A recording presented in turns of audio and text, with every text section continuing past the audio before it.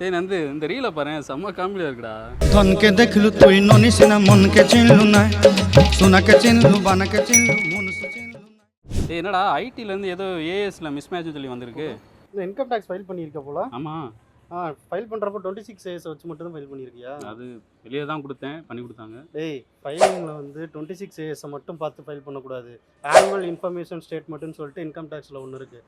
அதையும் வெரிஃபை பண்ணிட்டு தான் ஃபைல் பண்ணணும். இப்போ நிறைய பேர் என்ன பண்ணுறாங்கன்னா 26 ஏஎஸ் ஃபார்மில் இருக்கிற டேக்ஸை மட்டும் வச்சு கரெக்டாக ஃபைல் பண்ணிட்டா போதும் அப்படின்னு நினச்சிட்றாங்க. ஆனால் நீ ஆனுவல் இன்ஃபர்மேஷன் ஸ்டேட்மெண்ட்டில் பார்த்தீங்கன்னா நீ பண்ணியிருக்கிற ஈக்குவிட்டியில் பண்ண ட்ரேடிங்கு, அதுக்கப்புறம் உன்னோட சேவிங்ஸ் பேங்க்கோட இன்ட்ரெஸ்ட்டு, ஏதாவது ஃபிக்ஸட் டெபாசிட் இருந்துச்சுன்னா அதில் வர இன்ட்ரெஸ்ட்டு, ஃபாரின்லேருந்து ஏதாவது ரெமிட்டன்ஸ் வந்துருந்துச்சுன்னா அது, இந்த மாதிரி பல விஷயங்களை உள்ளடக்கியது தான் அந்த ஆனுவல் ஸ்டேட்மெண்ட்டு. ஸோ ஃபைல் பண்ணுறப்ப எப்படி 26 ஏஎஸ் முக்கியமோ அதே அளவு ஆனுவல் இன்ஃபர்மேஷன் ஸ்டேட்மெண்ட்டே வச்சு ஃபைல் பண்ணிடு. அப்படி பண்ணினா தான் உனக்கு இந்த மாதிரி நோட்டீஸ்லாம் வராமல் இருக்கும். চি চি চি চি চি চি রে ননি চি চি চি চি রে ননি চি রে চি রে চি.